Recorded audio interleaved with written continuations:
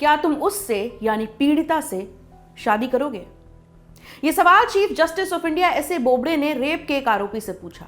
सवाल जिस पर बवाल हो गया है। करीब 4000 महिला एक्टिविस्ट्स और इंटेलेक्चुअल्स ने सीजेआई के नाम ओपन लेटर लिखा है। इस लेटर की कुछ मुख्य बातें हम आपको बता देते हैं, फिर आगे की बात करेंगे। माननीय चीफ जस्टिस ऑफ इंडिया, हम भारत की महिलाओं से जुड़े आंदोलनों के, प्रगतिवादी सोच से जुड़े आंदोलनों के प्रतिनिधि हैं। मीडिया के जरिए पता चला कि आपने मोहित सुभाष चव्हाण आरोपी बनाम महाराष्ट्र सरकार केस में क्या टिप्पणी की। इस टिप्पणी से हम आक्रोशित हैं। आपका सवाल रहा कि क्या यह आरोपी पीड़िता से शादी करेगा। यह सुझाव मात्र भी पीड़िता को एक जिंदगी भर के रेप में धकेलने वाला था। यह बात हमें घृणा से भर देती है कि एक महिला को चीफ जस्टिस ऑफ इंडिया के सामने सिडक्शन, रेप और शादी जैसे शब्दों के मायने एक्सप्लेन करने पड़े। भारत में महिलाएं ऐसे लोगों से घिरी हुई हैं जो रेप के लिए कॉम्प्रोमाइज करने को एक समाधान मानते हैं। Enough is enough. आपके शब्द कोर्ट की गरिमा को नीचे गिराने वाले हैं।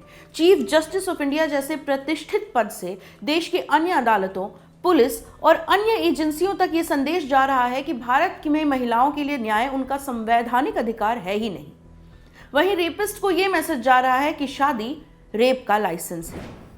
हम कहना चाहेंगे कि चीफ जस्टिस ऑफ इंडिया को 1 मार्च 2021 को कोर्ट में कहे अपने इन शब्दों को वापस लेना चाहिए, माफी मांगनी चाहिए, बिना एक पल भी गंवाए पद से इस्तीफा देना चाहिए। चीफ जस्टिस के नाम ये ओपन लेटर लिखने वालों में महिला अधिकारों की बात करने वाले तमाम नाम शामिल हैं। एनी राजा, मरियम धवले, कविता कृष्णन, मीरा संघमित्रा आदि तमाम ग्रुप और एक्टिविस्ट भी इस मुहिम में शामिल हैं। चिट्ठी लिखने की पूरी वजह क्या है, हम आपको वो बता देते हैं। 1 मार्च को सुप्रीम कोर्ट की एक बेंच एक मामले की सुनवाई कर रही थी। इस बेंच की अगुवाई chief justice of India S A Bobde कर रहे थे। मामला एक सरकारी कर्मचारी के ऊपर लगे रेप के आरोपों से जुड़ा है। केस में आरोपी को सेशन कोर्ट ने अग्रिम जमानत दे दी थी, लेकिन हाई कोर्ट ने इस फैसले को खारिज कर दिया। इस पर आरोपी ने सुप्रीम कोर्ट में याचिका डाली। इसी पर सुनवाई करते हुए सीजेआई बोबड़े ने आरोपी से पूछा कि क्या वो पीड़िता से शादी करेगा। आरोपी ने क्या कहा वो सुन लीजिए। मैं उससे शादी करना चाहता था लेकिन उसने मना कर दिया था। अब मैं नहीं कर सकता क्योंकि मेरी शादी हो चुकी है। ट्रायल चल रहा है और चार्जेस फ्रेम होने अभी बाकी हैं। कोर्ट ने उसकी गिरफ्तारी पर रोक लगा दी और गिरफ्तारी से 4 हफ्तों के लिए अग्रिम सुरक्षा दे दी। यह भी कहा कि इन 4 हफ्तों में वो सेशन कोर्ट में रेगुलर बेल के लिए अप्लाई करे। इस पूरे मुद्दे पर आपका क्या सोचना है, हमें कमेंट सेक्शन में जरूर बताइएगा।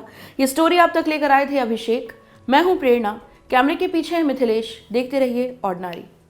फेसबुक पर क्या फैला, ट्विटर पर कौन हुआ ट्रोल, यूट्यूब की ट्रेंडिंग से लेकर इंस्टा के सब झोल, सोशल मीडिया की हर उठापटक एक जगह।